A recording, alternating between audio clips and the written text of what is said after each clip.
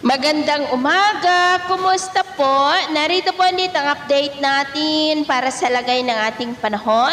Ngayong umaga po ng November 4, 2025. Sa ngayon po ay dalawang bagyo na ang ating binabantayan na nasa loob at labas ng ating area of responsibility. Ganap na nga po na bagyo ang LPA na nasa labas ng PAR. Nabanta naman sa Luzon by next week. Habang ang bagyong Tino na sa ngayon po, base dito sa weather model nating ginagamit, ay tinutumbok na po nito ang Cebu at mamayang hapon, posible po na makalampas na sa mga isla ng Visayas at bukas pa ng umaga nandyan sa may West Philippine Sea. Samantala sa ngayon, ang amihan ay nakakaapekto po sa malaking bahagi ng Luzon,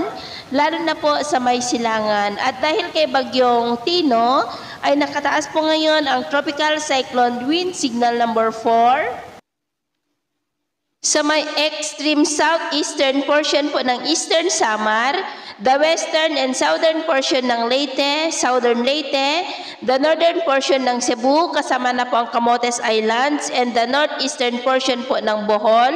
maging sa may Dinagat Island, Siargao, Bukas Grande Island. Signal number 3, sa southern portion po ng Eastern Samar, the southern portion ng Samar, the central portion ng Leyte, the extreme northern and central portions ng Cebu, kasama na po ang Bantayan Islands, and the southern and eastern portion ng Bohol,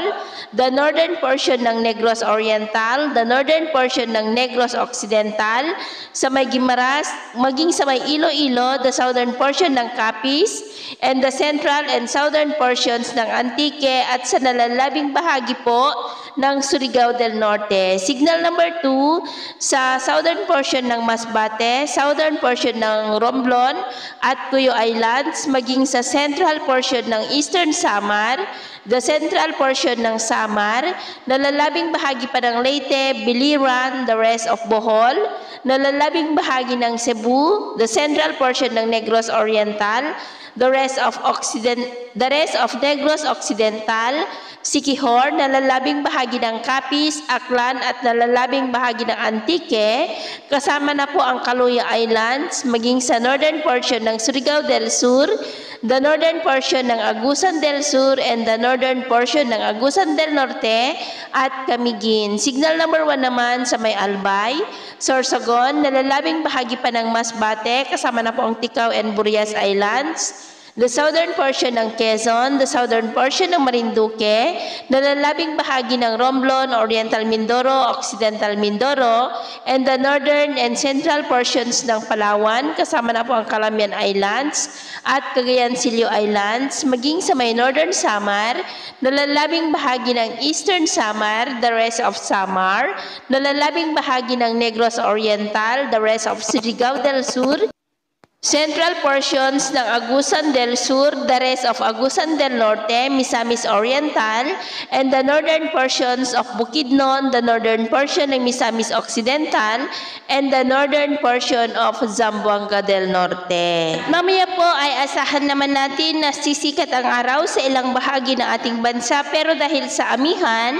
ay asahan po natin ang maulap na kalangitan with isolated rains sa may Cagayan Valley, ilang bahagi ng Cordillera, maging po sa ilang bahagi ng Calabarzon. At dahil po sa bagyo, ay asahan pa rin natin ang maulap na kalangitan with isolated rains sa malaking bahagi ng Southern Luzon, Kabisayaan at maging dyan sa may Zamboanga Peninsula at Sulu Archipelago. At sa atin naman pong mga baybayin, dahil sa amihan at bagyo ay iwasan na muna natin ang papalaot sa buong seaboard ng silangan ng Luzon hanggang dyan po sa silangan ng Eastern Samar, Northern Samar, maging sa mga baybayin ng Panay Island at Negros Island, ganun din po sa baybayin ng Ilocos Norte na ang mga alon po ay posibleng aabot hanggang sa 2 to 5 meters height. Kaya hanggat maaari, ay iwasan na po muna natin ang papalaot dyan sa mga may kulay pula para po mas makaiwas sa mga sakunang pangkaragatan. So ito nang latest update natin sa araw na ito. Ako muli si James na nagsasabing sa kahit na pagsubok po na darating sa ating buhay, Huwag na huwag po tayong mawawalan ng pag-asa. Thank you and God bless.